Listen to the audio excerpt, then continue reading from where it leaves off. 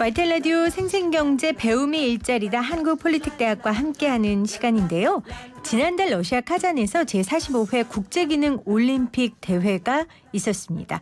우리나라는 사실 지난 아부다비 대회까지 총 29회 29번 참가했고요. 19번이나 우승을 거머쥔 명실상부한 기능 올림픽 강국입니다. 그런데 이번 대회에서 금, 은, 동메달 각각 7개, 6개, 2개를 획득해서 종합 3위라는 성적을 받았는데요. 물론 3위도 잘했죠. 하지만 19번이나 우승을 거머쥔 명성에 비하면 조금 아쉬운 결과이기도 합니다. 오늘은 1995년 기능올림픽 금메달리스트이자 스타 기술인 홍보대사로 활동하고 계신 한국폴리텍대학 양진호 교수와 함께 우리나라 기술에 대한 이야기 함께 나눠보도록 하겠습니다. 교수님 안녕하세요. 안녕하세요. 네, 스타 기술인이 뭡니까?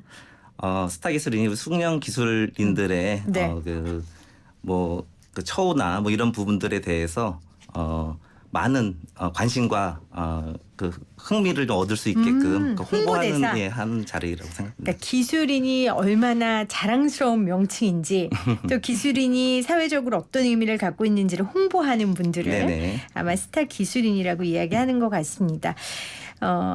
소통하는 사람이라고 본인을 잘 표현하신다고 들었어요. 왜 그렇게 표현하세요?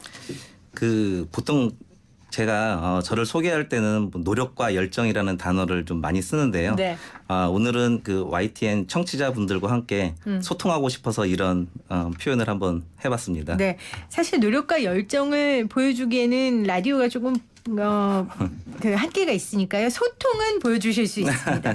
오늘 어떤 이야기 들려주실지 기대가 되는데 국제기능 올림픽 금메달리스트시면 이 국제 기능 올림픽이라는 게 뭔지가 궁금합니다. 이게 각 기술인들이 모여서 자기 전문 분야를 시연합니까? 네네, 그렇습니다.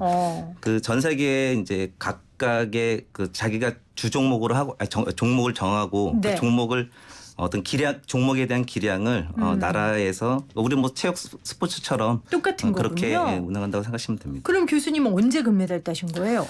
제가 출전한 것은 1995년 그 프랑스 리옹 대회 때 출전을 했었습니다. 네. 95년도 하면은 그때 굉장히 어수선했던 걸로 기억하는데. 네네. 그렇죠. 유럽에서 프랑스 리옹이면 네. 유럽에 뭐 폭탄 테러도 있고요. 네네, 맞습니다. 제가 그 출전한 경기 때가 한참 유럽의 폭탄 테러가 한참 진행되고 있는 상황이어가지고 네. 제가 좀 긴장을 좀 많이 했었고요. 실제로 저희가 그 식사했던 장소 근처에까지도 테러가 일어났었다고 합니다. 근데 이 올림픽이라는 무대가 얼마나 떨려요. 그 떨림도 정말 큰데 테러의 위험까지 있는 상황이라면 굉장히 긴장되지 않았을까 싶습니다. 어떤 분야에 그럼 나가신 거예요, 교수님? 제가 출전했던 그 종목은 기계제도 CAD 직종이에요. CAD 많이 들어봤어요. 네네. 그 당시 그 대회 처음으로 그 손으로 도면을 작성하는 그 수작업에서 컴퓨터를 이용해서 이제 설계 도면을 작성하는 거였거든요. 네. 그러다 보니까 저희가 그 국내에서 훈련할 때는 정보가 좀 부족해서 많이 좀 긴장하고 걱정을 많이 했었습니다. 그래서 실제 경기 때도 총 한 4가지의 과제 중에 한 3가지 정도는 좀 자신 있게 이렇게 했었었는데요. 네. 그 나머지 한 가지가 3D 모델링이라고 하는 게 있는데 그 진행 방식의 정보가 좀 부족해가지고 그 뭐 2.5D 뭐 아이소메트리라고 표현하는데요. 그 평면상에서 이제 입체 도면을 그리는 거예요. 뭐 그래도 거의 훈련을 잘 못했었는데 뭐 아주 다행히 운 좋게 네. 잘 완성해서 그런 좋은 결과를 만들어낸 것 같습니다. 네.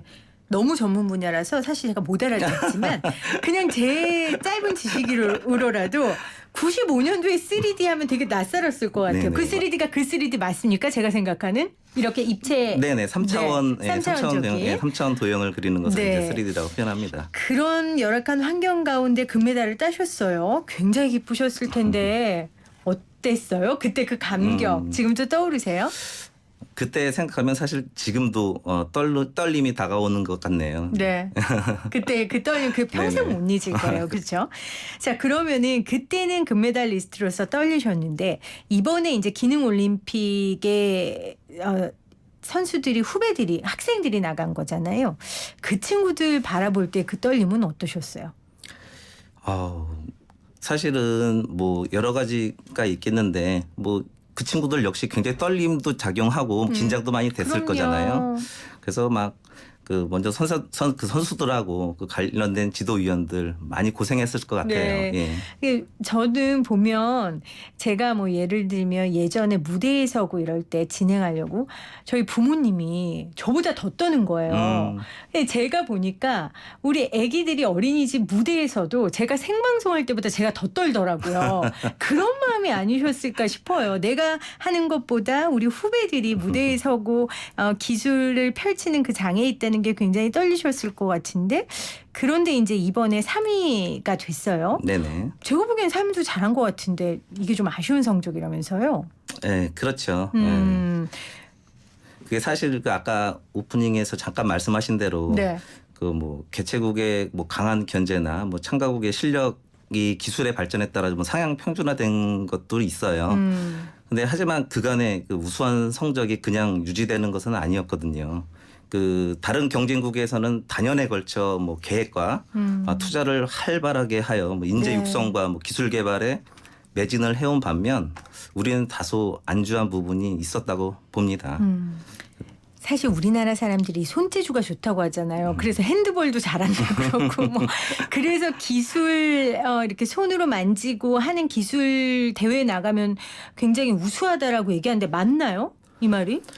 글쎄요, 뭐 그런 말씀들 좀 많이 하시는데요. 손재주가 있는 건 뭐 확실한 것 같아요. 아무래도 근데 젓가락 사용하는 것들을 그렇죠. 외국 친구들하고 해보면 잘 못하는 것 같거든요. 근데 네. 이제 기술은 손재주만 좋다고 되는 게 아니잖아요. 그렇죠. 진짜 예. 말씀하신 대로 이 급격히 변화하는 상황 속에서 알맞은 지원과 인재 육성이 있어야 네네. 이 세계 강국 1위의 자리를 유지할 수 있는 건데 그러면 이렇게 이번에 좀 저조한 결과를 낼 수밖에 없었던 근본적인 원인은 어떻게 교수님은 분석하세요?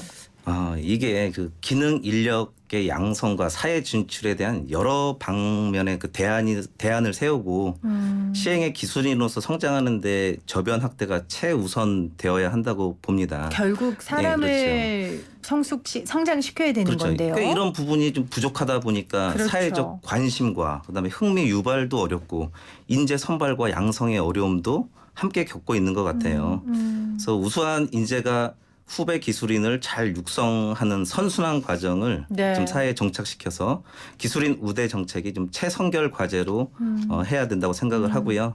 뭐 그 이후에 뭐 체계적이고 집중적인 투자와 육성이 이루어져야지 비로소 최고의 지위를 뭐 되찾는 과업을 좀 완성할 수 있지 않을까 생각합니다. 맞습니다. 전에 폴리텍 대학 우리 이사장님 나오셨을 때도 그런 이야기를 나눴었는데 사실 우리나라가 이 기술에 대해서 조금 과소평가하는 그런 사회적 분위기가 있거든요.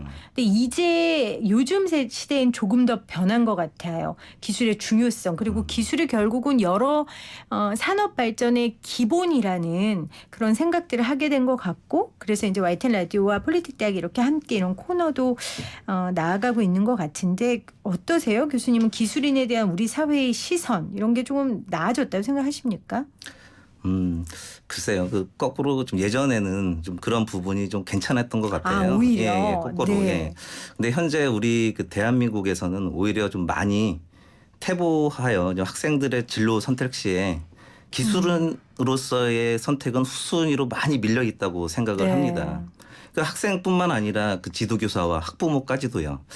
그 인식을 좀 개선하기 이전에 좀 기술인으로서의 삶을 선택할 수 있도록 우대하는 풍토가 마련되어야 하는 좀 이유라고 생각을 해요. 네. 제가 초반에 폴리텍 대학하고 방송할 때 그런 얘기 많이 했어요. 후배들한테 기술이 있는 남자와 결혼을 해야 된다. 인문학을 전공한 남자랑 결혼하면 안 된다. 제가 이 이야기 굉장히 많이 했거든요. 왜냐하면 기술이라는 건 정말 확실한 밥벌이더라고요. 제가 보기에 직업을 갖기에 너무 명확한. 근데 이제 여러 가지 대우들이 부족하기 때문에 기술인이 되는 걸 회피하는 경우가 있는데 어떠세요, 우리 교수님은? 제자들 중에 우수한 기술인을 꿈꾸고 또 그런 직업을 얻으려는 학생들 볼 때 어떤 말씀 제일 많이 해주세요? 그 학생들이 자기가 먼저 선택하는 부분에 대해서 좀 좀 더 많은 관심과 그다음에 하고 뭐 이루고자 하는 거에 대한 꿈을 네. 정확한 좀 목표를 설정해서 좀 실현을 했으면 좋겠다. 이런 얘기를 좀 많이 해주고 있고요. 네. 또 그 친구들이 기술인으로서의 좀 자부감을 느낄 수 있게 하려고 하는 것에 좀 꾸준히 좀 어렵더라도 쉬지 않고 나아가는 거를 좀 많이 추천을 하고 있습니다. 네. 교수님은 기술인으로 사셨고 또 금메달리스트까지 되셨고 이제는 기술을 가르치는 대학에서 후배를 양성하고 계신데 후학을 양성하고 계신데 이렇게 기술을 전문적으로 가르치는 이런 대학 고용노동부에서 이제 정책적으로 하고 있는 폴리텍 대학인데요. 한국 폴리텍 대학의 역할은 뭐라고 생각하세요? 한국 폴리텍 대학의 가장 큰 역할은 우수한 기술 인재를 양성하는 것이 첫 번째 목표입니다. 네. 근데 그렇다고 뭐 무조건 기술만 가진 인재를 양성하는 것은 아니라고 생각하고 뭐 인성도 충분히 갖춰 있어야지 그 기술인으로서의 뭐 자격이 되지 않을까 생각도 하고요. 네. 그에 발맞춰서 인성과 함께 기술 인재를 육성하는 것이 우리 대학의 최종 목표라고 생각을 합니다. 기술뿐 아니라 인성을 갖춘 기술인을 키우는 것이 한국 폴리텍 대학의 목표고 또 교수님의 목표일 텐데 그럼 교수님 앞으로 계획은 어떤 게 있으세요? 기술인으로서 또 교수로서 다양하실 것 같은데요. 사실은 뭐 그 학생들이 뭐 여러 가지 목표를 뭐 제가 말하는 것처럼 뭐 제 목표도 있지만 학생들에 대한 목표도 있잖아요. 저는 뭐 지금까지도 뭐 여러 가지 경쟁을 해왔던 것 같아요. 그래서 네. 뭐 외부뿐만 아니라 뭐 내부에서 그러니까 저 자신과의 싸움도 무수히 좀 버텨왔어야 됐고 뭐 물론 그 과정에서 이뤄낸 것도 있다고 생각을 합니다. 네. 그래서 뭐 제 목표라고 보면 앞으로 우리나라 산업 현장에 좀 필요한 인재를 양성해가지고 뭐 전 세계의 기술로서 대한민국의 국가 브랜드 가치를 높이는 일 이게 이제 앞으로 저의 목표가 되지 않을까 네. 생각합니다. 지난주에 저희가 이 코너 진행할 때 본인 아들이 고3인데 네네.